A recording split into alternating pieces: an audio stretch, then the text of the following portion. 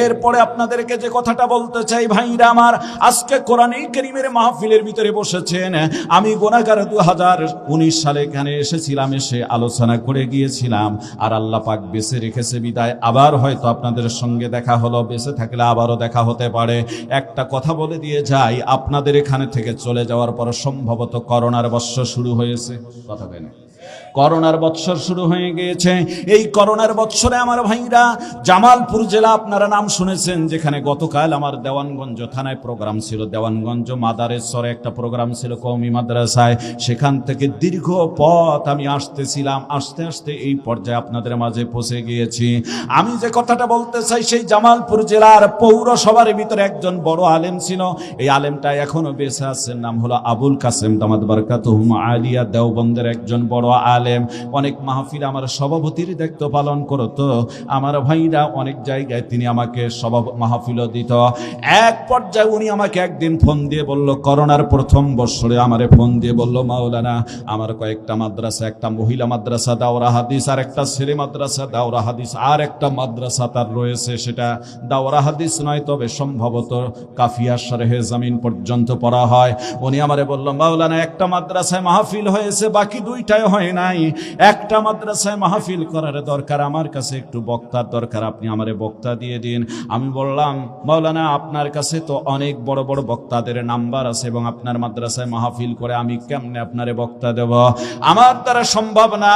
বড় বড় বাঘা বাঘা আলেমদের সঙ্গে আপনার সম্পর্ক, মামুনুল হকের সঙ্গে আপনার সম্পর্ক, হাসান জামিন, খালেদ সাইফুল্লাহ সহ বড় বড় আলেমদের সঙ্গে আপনার সম্পর্ক, আপনি ওনাদেরকে নিয়ে আলোচনা করতে পারেন। কয় না, তোমার কাছে একটা বক্তা নিয়ে ফেলবো। এক পর্যায়ে ওনারে বললাম, মাওলানা ইন্ডিয়ার জমিন আল্লাহ রব্বুল আলামিন আমি গুনাহগারকে বহুবার যাওয়ার সুযোগ করে দিয়েছেন। কলিকাতার বক্তা আছে 2 জন, আমি আপনার কাছে নাম বললাম। এই নেটের যুগ, আপনি সার্চ দিয়ে দেখেন কোনটা বক্তা পছন্দ হয়, সেটারে আপনাকে দাওয়াত করে দেওয়াবো। বাস উনি কলিকাতার 2 জন বক্তার নাম বললাম, উনি একটাকে সিলেক্ট করে দিলেন, এই বক্তাটা নেওয়া যায়। আমি তখন আলোচনা করে ওনার মাদ্রাসায় কলিকাতার একটা বক্তা দিয়ে দিলাম, নাম হলো এস.এম. শফিউর রহমান। আমার ভাইরা, এখন নেটে সার্চ দিলে আপনারা বাড়িতে গেলে ওয়াজ পাবেন। আমি সেদিকে বলতে যাচ্ছি না, আসল যে কথাটা বলি, মানিকগঞ্জের একটা বক্তা দিয়ে দিলাম। এক পর্যায়ে উনি আমারে শেষে ডাক দিয়ে বললেন, মাওলানা যে তারিখে আপনি আমারে বক্তা দিলেন, এই তারিখে আপনাকেও থাকা লাগবে, কারণ অন্য দেশের বক্তা দাওয়াত করেছেন এবং বক্তা আপনার দায়িত্ব রয়েছে। আপনি যদি বক্তার সঙ্গে কথা না বলেন, রিসিভ না করেন, তার সঙ্গে যদি বিদায় আদি আপনি ঠিক মতো না করেন, তাহলে বক্তা আসতেও পারে, নাও পারে, আপনাকেও থাকা লাগবে। আমি বললাম, হুজুর আপনি আমারে আগে বলেন নাই? এই দিন আমার প্রোগ্রাম হলো টাঙ্গাইল জেলার গোপালপুর থানায়, যেটা আমি বেশ 6 মাস আগে প্রোগ্রামটা ফাইনাল করেছি, এবং যেতে হবে, আমাকে তো ওখানে যাওয়া লাগবে। এক পর্যায়ে উনি আমারে বললেন, মাওলানা জামালপুরে প্রোগ্রাম করে তারপরের জেলাই হলো টাঙ্গাইল জেলা, আপনি গিয়ে প্রোগ্রাম ধরতে পারবেন, যদিও বেশ ভালো দূর আছে, তবে ধরতে পারবেন প্রাইভেটে গেলে। আমি ওনাকে বললাম, এশার নামাজের পর আমার একটু সময় দিয়ে দিন। এশার নামাজের পর 1 থেকে 1.25 ঘন্টা ওনার মাদ্রাসায় বয়ান করে টাঙ্গাইলের গোপালপুরের উদ্দেশ্যে রওনা করলাম। আমার ভাইরা, প্রচন্ড শীত, ডিসেম্বর মাস, একেবারে রাস্তা কিছুই দেখা যায় না, 10 হাত সামনেও দেখা যায় না, গাড়ি ড্রাইভার জোরে চালাতে পারতেছে না, বেশ দেরি হয়ে যাচ্ছে। বারবার ফোন আসতেছে, হুজুর লোকজন চলে যাচ্ছে, লোকজনকে আটকানো সম্ভব হচ্ছে না। এক পর্যায়ে আমার ভাইরা 11:15টার সময় যে ফোনটা আসলো, আমারে ডাক দিয়ে বলছে, হুজুর অনেকগুলি লোক উঠে গেল, এত বলার পর আমরা লোকগুলিকে আটকাতে পারলাম না। এক পর্যায়ে আপনি যদি আর কিছুক্ষণের ভিতরে না আসেন, মাহফিল ফাঁকা হয়ে যাবে, আমাদের আজকে সর্বনাশ হয়ে যাবে। আমি বললাম, আপনার একটা কাজ করেন, আমি সুতি পলাশতলা বাজারের মধ্যে এসেছি, কত দূর হতে পারে আমার একটু লোকেশন দেন। ওনারা বললেন, হুজুর আর 5 থেকে 7 মিনিট যদি গাড়িটা জোরে টান দিয়ে আসে, এখন তো লাইটের আলো পাবেন পৌরসভা, আপনি অবশ্যই দ্রুত গতিতে আসতে পারবেন। আমি গুনাহগার জোরে টান দিয়ে গেলাম। এর ভিতরে কাছাকাছি গেলে মেয়র সাহেব প্রধান অতিথি ছিলেন, মেয়র সাহেবকে বক্তব্য দেওয়ার জন্য উঠায় দিলেন। আমি গুনাহগার এরকম রাস্তার মধ্যে মানে আমার সেই প্রাইভেটটা রেখে আমি চলে আসলাম মঞ্চে। আসার পর আমি বসলাম ডান দিকে, মেয়র সাহেব বসে বসে কথা বলতেছেন, আমি গুনাহগার বাম দিকে বসা। মেয়র সাহেব সুন্দর উন্নয়নের কথা বলেন, আর আমিও শুনতেছি। লোকজন আমারে দেখার পর অনেকেই ফিরে এসে মাহফিলে বসেই পড়ল। এক পর্যায়ে আমার ভাইরা, আমি কথাগুলি শুনতেছি মেয়ের সাহেবের, এর ভিতরে লক্ষ্য করে দেখি মাদ্রাসার একটা ছোট্ট বাচ্চা, বয়স হতে পারে 9 কিংবা 11 বছর। এই ছেলেটা স্টেজের ডান দিকে একবার যায়, বাম দিকে একবার চলে আসে, সামন দিয়ে 2-3 বার হাঁটা চলাফেরা করে। আমার ভাইরা আমার দিকে ইয়াতিমের মতো করে তাকায়। আমি ওর চাহনিটা বুঝতেও পারি নাই। হঠাৎ করে ধমক দিয়ে বললাম, বেটারে, মাদ্রাসার ছেলে হয়ে বেয়াদবি করো। আজ মেয়র সাহেব কত সুন্দর বক্তব্য দিচ্ছে, সেখানে তুমি মাদ্রাসার ছেলে হয়ে কথা না শুনে তুমি এদিক সেদিক যাচ্ছ কেন? বেটা বসে পড়ো।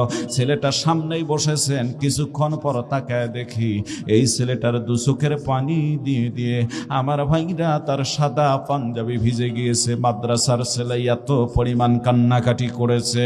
হাত বাড়ায় আমি আঙ্গুলটা তুলে ওর স্টেজের দিকে ভাবে ডাকবো, এমন সময়ের ভিতরে পেছন থেকে কমিটির লোক আমারে বলতেছে, হুজুর ওকে আর কোনো ধমক দিবেন না। ওই ছেলেটা আমাদের মাদ্রাসার একটা কম বয়সে হাফেজে কোরআন সন্তান হুজুর। আজকে 7 জন পাগড়ি পাবে, তার ভিতরে কম বয়সের হাফেজ ওই ছেলেটা। হুজুর ওই ছেলেটার জীবনে ঝড় বয়ে গেল। ওই ছেলেটার মা আজ 3 দিন আগে দুনিয়ার থেকে বিদায় হয়ে চলে গিয়েছে। মা হারাইয়া ছেলেটা পাগলের মতো হয়ে গিয়েছে। ওরে আর কিছু বলবেন না। আমি কমিটির লোককে বললাম, ওরে একটু স্টেজে উঠান। স্টেজে উঠানো হলো। আমার ভাইরা আস্তে করে মাথাটা বুকের সঙ্গে ঠেকায় দিয়ে ডাক দিয়ে বললাম, বাজান রে, ও বাজান, সামন দিয়ে 2-3 বার হাঁটছো কেন? আমাকে একটু বলো না। বাজান, আমার দিকে তাকাইছিলে কেন? একটু বলো না। আমার ভাইরা ছেলেটা কান্দে আর বলে, হুজুর বেয়াদবি করেছি, আমারে মাফ করে দিবেন। উদ্দেশ্য হলো এটা, আপনি যদি আগে আসতেন মাদ্রাসা রুমে বসলে মনের কথাগুলি একটু খুলে বলতাম। হুজুর, হুজুর আমার মা বিগত 3টা বছর থেকে আমারে বলতেছিল, বেটা তুমি যেবার কোরআনের হাফেজ হবা, আমি মহিলা মাদ্রাসা, তোমার মাদ্রাসায় গিয়ে মহিলা প্যান্ডেলে অপেক্ষা করব, বসে থাকবো। যখন তোমার নাম আর তোমার বাবার নাম ঘোষণা করে তোমার মাথায় পাগড়ি পরানো হবে, দুনিয়ার জমিনে যত মানুষ আছে আমি তোমার মা হব সবচেয়ে বেশি খুশি। জোরে বলা যাবে কি সুবহানাল্লাহ? বলেন আল্লাহু আকবার। আমার ভাইরা, এমন মা আজকে এখানে নিঃসন্দেহ অনেকের নাই, এমন বাবা আছে অনেকের এখানে নাই। একটু অপেক্ষা করেন, যদি মনটা আপনার পাথরের মতো না হয়, চোখের পানি ধরে রাখতে পারবেন না। যে কথাটা বলতে চাই, আমার ভাইরা, যার মার বাবা আছে, খবরদার মা বাবার জীবনে কষ্ট দিবেন না। আল্লাহর নবী বর্ণনা করেন, রগিমা আনফুহু, রগিমা আনফুহু, রগিমা আনফুহু। কিলা মান ইয়া রাসূলুল্লাহি সাল্লাল্লাহু আলাইহি ওয়াসাল্লাম? ক্বালা মান আদরা والديه عند الكبر أحدهما أو كلاهما ثم لم يدخل الجنة। আল্লাহর হাবিব বর্ণনা করেন, ওই ব্যক্তির নাক ধুলায় মিশে যাক, ধুলায় মসৃত হয়ে যাক, ধুলায় মিশে যাক। সাহাবা আজমান প্রশ্ন করলেন, ইয়া রাসূলুল্লাহ, সেই ব্যক্তিটা হতভাগা কপাল পোড়াটাকে? আল্লাহর নবী বর্ণনা করলেন, কিলা মান আদরাকা ওয়ালিদাইহি ইনদাল কিবার আহাদুহুমা আও কিলাহুমা সুম্মা লাম ইয়াদখুলুল জান্নাহ। যে মা বাবাকে বার্ধক্য অবস্থায় পেল, অথবা মা বাবার উভয় না, একজন কাকে বার্ধক্য অবস্থায় পেল, আর সেবা যত্ন করে আল্লাহর জান্নাত অর্জন করতে পারলো না, ওই ব্যক্তির নাক ধুলায় মিশে যাক, অর্থাৎ জাহান্নামী হয়ে যাক। জোরে বলেন নাউযুবিল্লাহ। মুসলমান ভাইদের আমার, সময়ের অভাবে অনেক কথা বলার ইচ্ছা ছিল, বলতে পারতেছি না, খুব অসংক্ষেপে একটু টাচ দিয়ে যায়। ও মুসলমান ভাইদের আমার, হযরতে ইমাম বুখারী রাহমাতুল্লাহ আলাইহি তার কিতাব আদাবুল মুফরাদাত কিতাবের ভিতরে একটা সুন্দর লম্বা হাদিস আবু হুরায়রা থেকে বর্ণিত করেছেন। ইমাম বুখারী রাহমাতুল্লাহ আলাইহি আবু হুরায়রা থেকে একটা লম্বা হাদিস নিয়ে আসছেন। কিতাবের নাম হলো আদাবুল মুফরাদ কিতাব। এই কিতাবে আবু হুরায়রা থেকে হাদিস বর্ণিত। ইমাম বুখারী বলেন, আবু হুরায়রা রাদিয়াল্লাহু তাআলা আনহু বর্ণনা করেছেন যে আমরা রাসূল কারীম সাল্লাল্লাহু আলাইহি ওয়াসাল্লামের কাছে ছিলাম। এমন সময়ের ভিতরে আল্লাহর নবীজিকে আমরা বলতে শুনেছি, ঈসা ইবনে মারিয়াম আলাইহিস সালাম এবং জুরাইজ ও অলা ব্যতীত, এই দুইটা শিশু ব্যতীত এই জমিনের ভিতরে জন্ম হওয়ার পর মাতৃগর্ভ থেকে, মায়ের গর্ভ থেকে জন্ম হওয়ার পরেই কথা আর কেউ বলে নাই। জোরে বলা যাবে কি সুবহানাল্লাহ? সাহাবা আজমান প্রশ্ন করলেন, ইয়া রাসূলুল্লাহি হাবিবাল্লাহ, নবীজি ঈসা ইবনে মারইয়ামকে তো চিনলাম, কিন্তু জোরাইজলাটাকে, এই জোরাইজলাটাকে আল্লাহর নবী ব্যাখ্যা দিতেছেন। শুনুন, এই জোরাইজলাটাকে আমার ভাইরা, ইমাম বুখারী রাহমাতুল্লাহ আলাইহি হাদিসটা নিয়ে এসেছেন, লম্বা হাদিস। জোরাইজলাটা হলো এক বস্তির পাশে, আমার ভাইরা এক বস্তির ভিতরে এক বুজুর্গ সেখানে বসবাস করতেন। ওই বুজুর্গ ছোট্ট একটা গৃহ নির্মাণ করে বসবাস করতেছিলেন এবং ওই বুজুর্গের পাশাপাশি এক রাখাল বসবাস করত। ওই রাখালের কাছে এক নষ্ট পতিতা মহিলা মাঝে মাঝে আসা যাওয়া করত। ওই বুজুর্গ যেদিন ইবাদত বন্দেগীর ভিতরে লিপ্ত ছিল, এমন সময়ের ভিতরে ওই জুরাইজের মা এসে বাইরে থেকে ডাকতেছে, বেটা জুরাইজ, ও বেটা জুরাইজ, ও বেটা জুরাইজ রে, আমি তোমার মা এসেছি, দরজা খুলে দাও। এক এক করে 3 বার ডাক দিয়েছেন।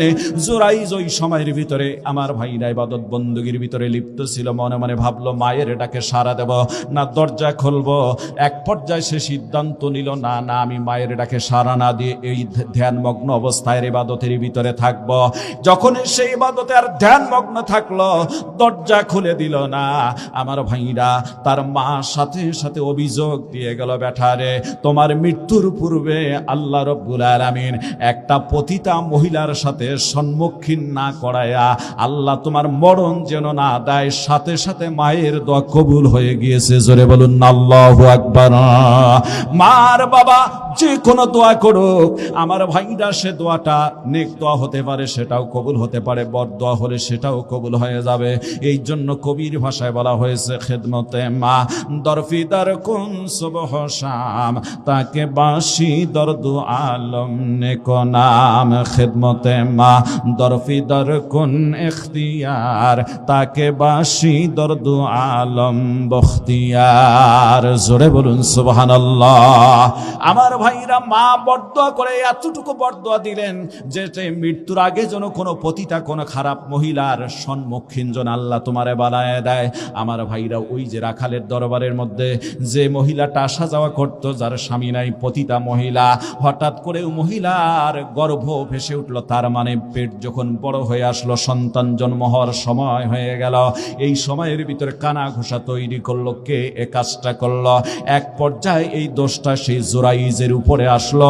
মহিলার বাচ্চা হয়ে গেলে মহিলা বলল, আমাকে আমার যে সন্তান দেখতে, সেই সন্তানটা হলো এই জুরাইজের। যেই দিন জন্ম হয়েছে ওই দিনে অভিযোগ দায়ের করা হলো। বাদশা ওই মহিলাকে তার দরবারে সন্তান সহ নিয়ে গেলেন। এবার লোকদের কাছে সৈন্যদেরকে পাঠাই দিলেন, যাও জুরাইজের কুঠোর ঘরটা ভেঙ্গে দিয়ে দাও। কুঠারের আঘাত করে তার ছোট্ট ঘর ভেঙ্গে দেওয়া হলো। জুরাইজের হাত পা বেঁধে নিয়ে যাওয়া হচ্ছে। নিয়ে যাওয়ার পথে আমার ভাইরা, আরো কিছু নষ্ট মহিলা সামনে পড়ে গেল। এবার ওই পতিতা মহিলা সামনে পড়ে গেলে জুরাইজ ওই মহিলাকে দেখে মুস্কি হেসে দিয়ে ফেললেন। বাদশার দরবারে উপস্থিত হয়ে গেল। বাদশাহ জিজ্ঞাসা করলেন, জুরাইজ, আজকে তোমার বিরুদ্ধে যে অভিযোগ আসছে, ওই যে মহিলাটা বলতেছে তার কোলের সন্তান নাকি তোমার সন্তান? এবার মহিলার দিকে তাকার পর জুরাইজ মুস্কি একটা হাসি দিয়ে ফেলছে। বাদশাহ সহ উপস্থিত সৈন্যরা সবাই মাইন করে ফেলেছে।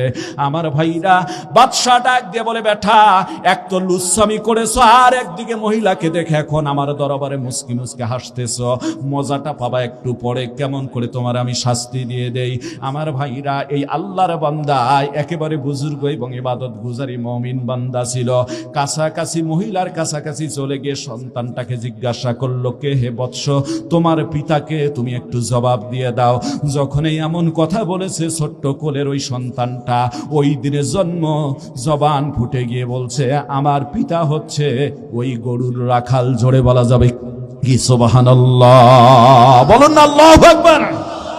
মুসলমান ভাইরা আমার, মায়ের দোয়া দেখেন কিভাবে কবুল হয়ে যায়। বাদশা বড় লজ্জিত হয়ে গেল। আমরা যাকে দোষী সাব্যস্ত করে, যার কথা রটানো হলো, যার প্রতি তহমাত অপবাদ দেওয়া হলো, কিন্তু সে তো আজকে এই পাপের সঙ্গে জড়িত নয়। মহিলা বলেছে পাপ করেছে, সে কিন্তু না।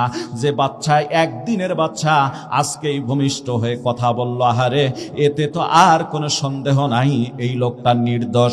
বাদশা লজ্জিত হয়ে ডাক দিয়ে বললেন, হুজুর, আপনার ঘরটা আপনি যদি চান আমি স্বর্ণ দিয়ে করে দেব, আপনি যদি চান আমি হীরা মুক্তা মানিক রূপা দিয়ে ঘরটা সুন্দর করে সাজিয়ে দেব, বলুন আপনি আপনার ঘরটা আমি কেমন করে দেব। বাদশা চোখের পানি ছেড়ে দিয়ে কান্দে আর এভাবে বলে, ওই লোকটা আল্লাহওয়ালা বুজুর্গ বলছে তার আর কোনো প্রয়োজন নাই, পূর্বে যেমন ছিল তেমন আমারে করে দিন। জোরে বলা যাবে কি সুবহানাল্লাহ? আমার ভাইরা, যে কথাটা বলতে চাই, মার বাবার দোয়া কেমন কবুল হয়ে যায়। মাদ্রাসা ছেলেটা চোখের পানি ছেড়ে দিয়ে কান্দে আর বলে, হুজুর, বিগত একটা বছর থেকে আমার মা আমাকে বেশি বেশি বলতেছিল, ব্যাটা এই বছর কোরআনের হাফেজ হবা।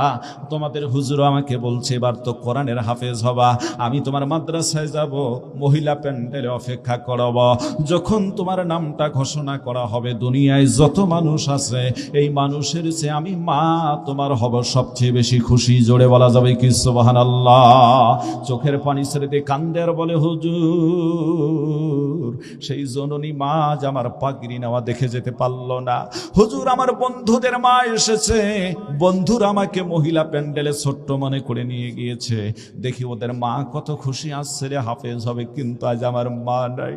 হুজুর, মা যদি থাকতো কতই না খুশি হতো। হুজুর, আমি বললাম, বেটা কেঁদো না, নিঃসন্দেহে তোমার বাবা হয়তো আসছে, তোমার বাবা যখন তোমার পাগড়ি নেওয়া দেখবে, তোমার বাবা মন থেকে দোয়া করে দিলে আরো সে আজিমে দোয়াটা কবুল হয়ে যাবে। বাবার কথা বলার সাথে সাথে হাউমাউ করে ছেলেটা কান্দে আর আমারে বলে, হুজুর, আমার মতো অসহায় এই দুনিয়ার ভিতরে বুঝি কেউ নাই। 2 বছর আগে আমার বাবাও দুনিয়ার থেকে বিদায় হয়ে চলে গিয়েছে, আমার বাবাও নাই। হুজুর, আমার মা নাই, আমার বাবা নাই। মুসলমান ভাইরা আমার, এই জায়গায় কারা কারা মা হারা বাবা হারা আছেন? একটু হাতটা একটু দেখতে চাই। মা বাবা মারা গিয়েছে, একটু তাকায় দেখেন অল্প কত মানুষের হাত উঠেছে, এদের অনেকের মা নাই, অনেকের বাবা নাই, কেউ আছে যার মা বাবার দুজনের একজন নাই। তাই তো মাঝে মাঝে আমি বলে থাকি, বাবা তুমি কেমন আছো ছোট্ট মাটির ঘরে, তোমার কথা হৃদয় মাঝে পড়ছে বারে বারে, বাবা গো বাবা,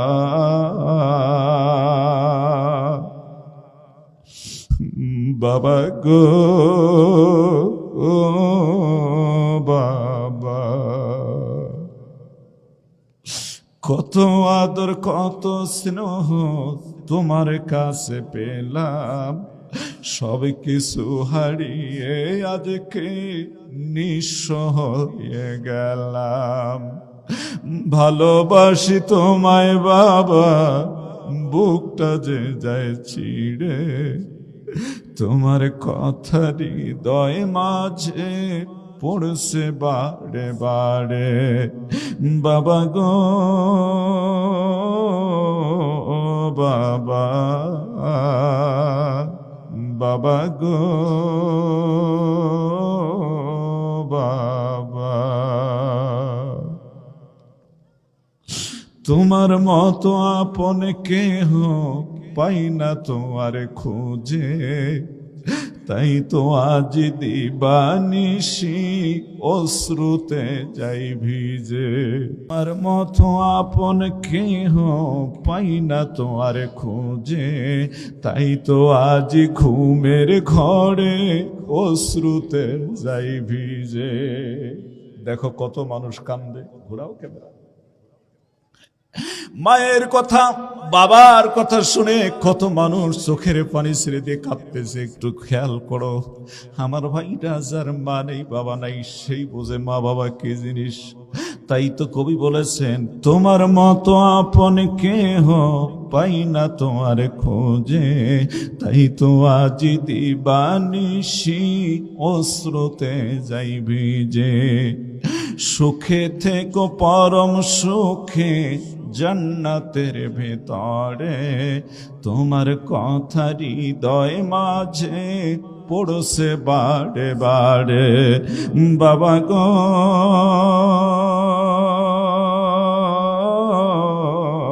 বাবা,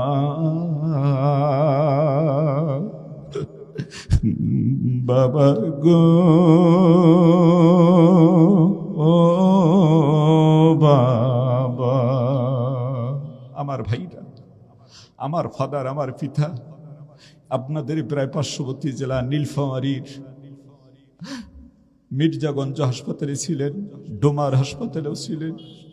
উনি চাকরি অবস্থায় এখান থেকে ওনার লাশ চলে গিয়েছে। তাই তো এইদিকে মাহফিলে যখন আসি আমি ভেঙ্গে পড়ে যাই।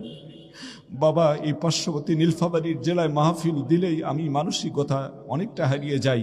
অনেক সময় নীলফামারীতে মাহফিল ছেলে দিতে চাই না, ওখানে আসলে বাবার কথা বেশি মনে পড়ে যায়। আমার ভাইরা, এমন বাবা অনেকের নাই, মা নাই। আল্লাহ নবী বর্ণনা করেছেন, মানুষ যখন মরে যায় ভালো মন্দ সব কর্ম বন্ধ হয়ে যায়, ইল্লা মিন সালাসা, তিনটা কর্ম মানুষের মৃত্যুর পর বন্ধ হয় না।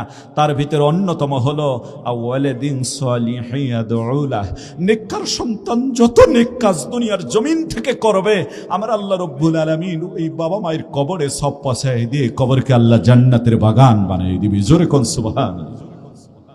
এটা নবীজির হাদিস। কোরআনে কারীমের ভিতর আল্লাহ রাব্বুল আলামিন জানায় দেন, আল্লাহ বলেন আকিমুস সালাতা ওয়া আতুজ যাকাতা ওয়া মা তুকদ্দিমু লিআনফুসিকুম মিন খায়রিন তাজিদুহু ইনদাল্লাহ। বলুন আল্লাহু আকবার।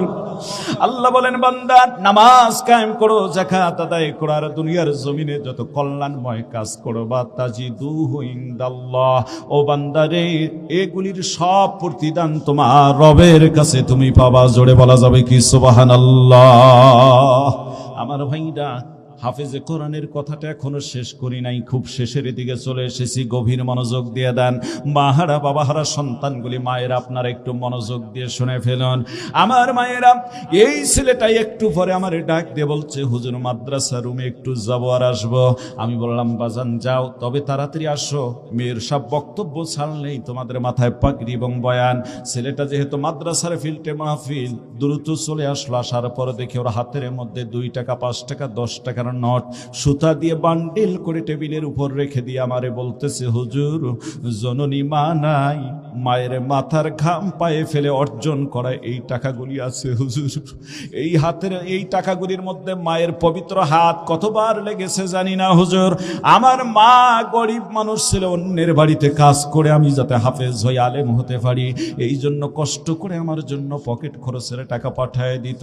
আমি চিন্তা করতাম এই বছর বন্ধুরা হাফেজ হবে, আমিও হচ্ছি, ওরা তো ধনী মানুষের সন্তান, হুজুরদেরকে পাগড়ি টুপি পাঞ্জাবি উপহার দিতে পারে, মাদ্রাসায় কোনো স্মৃতি রাখতে পারে, কিনে ঘড়ি টড়ি।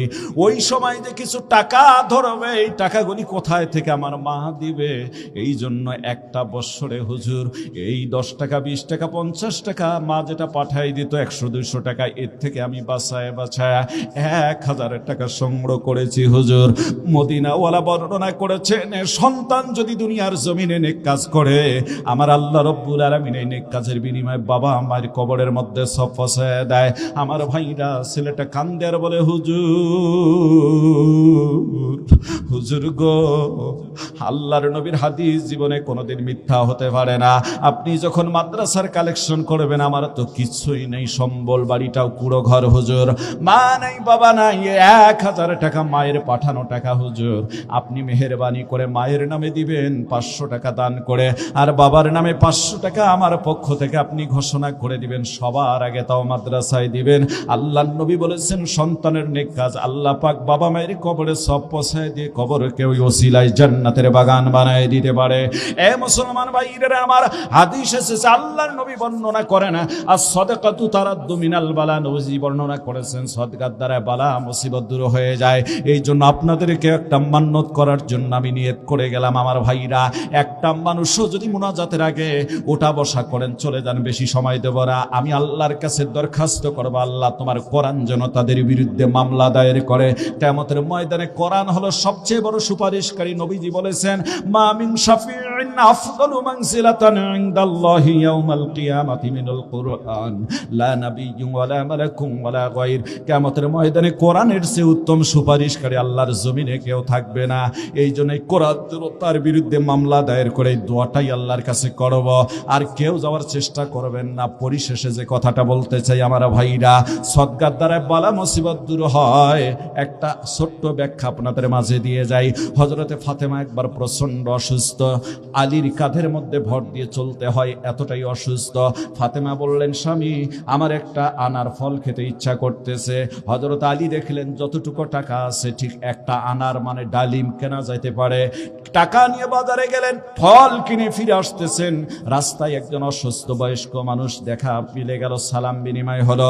বয়স্ক মানুষটা বলতেছেন, আলী রে আমি বড় অসুস্থ, ডালিম বড় ভালো ফল, যদি এক ডালিমটা আমারে দিতে আমি খেলে হয়তো আমার শরীরের অসুস্থতা দূর হতো, আল্লাহ আমারে মাফ করে দিত। হযরত আলী চিন্তা করলেন, সায়েল চেয়েছে কি করে আমি প্রত্যাখ্যান করি। ডালিমটা আঙ্গুল ঢুকায় দিয়ে হাত দিয়ে ভেঙে ফেললেন, দুটা টুকরা হয়ে গেল। বড় টুকরাটাকেই ফকির বেটাকে দিলেন, ওই সায়েলকে দিলেন। তিনি ওই টুকরাটা খাইলেন, ডালিম খাইলেন। আলী দাঁড়িয়ে আছেন। আমার ভাইরা খাওয়ার পর ওই ব্যক্তি বললেন, আলী আল্লাহ আমারে অর্ধেকের চেয়ে বেশি যেন সুস্থতা দান করেছে, বাকিটা দিলে বুঝি আমি পরিপূর্ণ সুস্থ হতাম। হযরত আলী বাকি ফলটাও দিলেন। ফকির বাকি ফলটা খাওয়ার পর ডাক দিয়ে বলতেছেন, আলী আমার আল্লাহ যেন আমাকে পরিপূর্ণ শিফা দান করে দিয়েছেন। বাড়ির দিকে আলী চলে আসতেছেন, মনটা খারাপ, আহারে বিবির জন্য ফল নিতে পারলাম না। দরজার বাইরে পায়চারি করতেছে, শরমে ঘরের ভিতরে ঢোকার সাহস পাচ্ছে না কিংবা নক করতেছে না। হযরতে ফাতেমা বুঝতে পারলেন স্বামী এসেছে, কেন যেন ঢোকে না ঘরে, কেন যেন প্রবেশ করে না। দরজা খুলে বললেন, স্বামী সালাম দিয়ে বললেন, ঘরে আসতেছে না কেন? তুমি ডালিম আনতে পারো নাই, আনার আনতে পারো নাই, এই জন্য বুঝি তোমার মনটা খারাপ? দরকার তার হবে না, আমার আল্লাহ একটু আগে আমাকে পরিপূর্ণ শিফা দান করে দিয়েছে। জোরে বলুন সুবহানাল্লাহ, বলুন আল্লাহু আকবার। আলী চিন্তা করলেন ব্যাপারটা কি। একটু আগে ওই সায়েল ফকির বলেছিল আমি পরিপূর্ণ সুস্থ, বাড়ি এসে দেখি বিবি পরিপূর্ণ সুস্থ। যে বিবি আমার কাঁধে ভর দিয়া ছাড়া উঠতে পারতো না, চলতে পারতো না, সেই বিবি একেবারে টনটনা, একেবারে ভালো মানুষের কারণটা কি? আমার ভাইরা দরজা বন্ধ করে ভাবতেছেন ফাতেমার মতো ফাতেমা কাজ করতেছে। অনেক লম্বা কথা, খুবই সংক্ষিপ্ত। হঠাৎ করে ঘরে নক করতেছে কে যেন দরজায়। আলী আমি নবীর সাহাবী গো, দরজা খুলে দাও, কথা আছে, নবীর দরবার থেকে এসেছি। আলী দরজা খুলে দিলেন। নবীর সাহাবী বললেন, আলী রে নবীর দরবারে আমরা বেশ কিছু সাহাবী ছিলাম, নতুন একজন আগন্তুক এসেছে যাকে আমরা কেউ চিনি না, কেউ কোনোদিন দেখি না। মাথার মধ্যে একটা ঝুড়ি, অনেকগুলি আনার ফল তার মাথার মধ্যে। ওখান থেকে নবীজি অনেকগুলি রাখছেন, অনেককে দিবেন, তোমার জন্য কিছু হাদিয়া পাঠিয়ে দিয়েছেন, এই নাও হাদিয়া। হযরত আলী ফলগুলি পাওয়ার পর ঝুড়ির থেকে নিচে গনে রাখে, ফল হলো 9টা। আবার ঝুড়িতে গুনে রাখে, ফল 9টা। আলী ডাক দিয়ে বলছেন, নবীর সাহাবী এই ফল আমার হতে পারে না গো, ফল যাকে নবী দিতে বলছে তার কাছে দিয়ে দাও। কয় কেন তোমার ফল হবে না? কয় হ্যাঁ আমার ফল হবে না, আমার যদি ফল হয় তাহলে ফল হবে কমপক্ষে 10টা। জোরে বলা যাবে কি সুবহানাল্লাহ। নবীর সাহাবী চোখের পানি ছেড়ে দিয়েছেন। একটা ফল পকেটে নিয়েছিলেন তার সন্তানকে খাওয়াবেন, যে এতগুলি ফল যেহেতু, ফলটা পকেট থেকে বের করে আলী রাদিয়াল্লাহু তাআলা আনহুকে দেওয়ার পর বলতেছেন, ভাই আল্লাহর রাস্তে তুমি আমারে মাফ করে দিও, আমি আমার সন্তানের জন্য একটা ফল নিয়েছিলাম, ঠিকই তোমার জন্য 10টা ফল এসেছিল, যেহেতু অনেক ফল একটা নিলেই বা কি হতে পারে। আলী বলছেন, ভাই তোমার একটা কেন, যদি 2, 4, 5টা লাগে নিতে পারো, আমার কোনো বাধা নাই, আপত্তি নাই, এবং আমি তোমারে দেব, কিন্তু আমি আল্লাহর ওয়াদা ঠিক আছে কিনা এইটা আমার জানার দরকার। যদি 10টা ফল না হয় তাহলে এটা আমার হতে পারে না, কারণ আল্লাহ। হযরতে আলীকে নবীর সাহাবী বলল, কেন হতে পারে না? হাদিয়া কমও আসতে পারে, বেশিও আসতে পারে। আমার ভাইরা হযরত আলী জবাব দিয়ে দিলেন, বেশি আসলে সেটা সংযত আছে, কম আসলে সেটা অবশ্যই আমি মানব না, কারণ আমার আল্লাহ বলছেন, মান জাআ বিল হাসানাতি ফালাহু আশরু আমসালিহা। জোরে বলেন আল্লাহু আকবার। হযরত আলী কোরআনের দলিল দিয়ে বললেন, ও ভাই আল্লাহ কোরআনে বলছেন কোন মানুষ যদি একটা নেকির কাজ করে, একটা নেক কাজ করে, কল্যাণময় কাজ করে, আল্লাহ অনুরূপ 10 গুণে বাড়িয়ে তার আমল নামায় তা দিয়ে দেয়। আজকে আমি একটা ফল দান করে দিয়ে এসেছি, যদি আল্লাহ আমাকে ফলের বিনিময়ে দুনিয়ায় ফল দেয়, আমার ফাতিমার জন্য যদি ফল পাঠিয়ে দেয়, তাহলে দান করেছি একটা, কমপক্ষে আমি পাবো 10টা। জোরে বলা যাবে কি সুবহানাল্লাহ।